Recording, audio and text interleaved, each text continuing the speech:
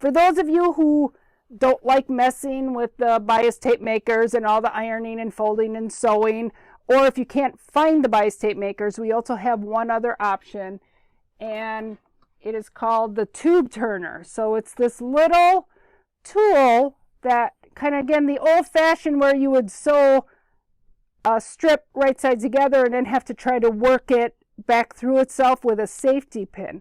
So you would take a strip, oops. So for this tube turner, they come in different sizes. I needed a strip that was 1 3/4 inches, and I'm just going to fold it in half, and I'm going to sew that 1/4 inch seam the entire length. Okay, I already have that done here.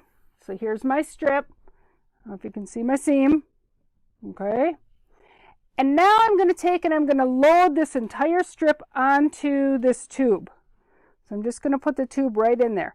And because this one's long, you really kind of need to squish it on there. You know, if you're working with something shorter, but I got to get the entire tube so that my little metal end is coming out the other side.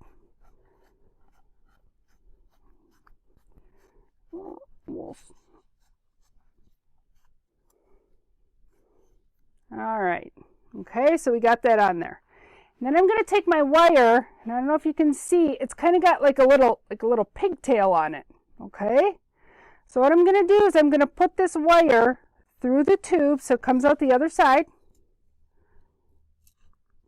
And then I'm going to pull a little bit of my fabric up, and I'm going to poke that point through the fabric.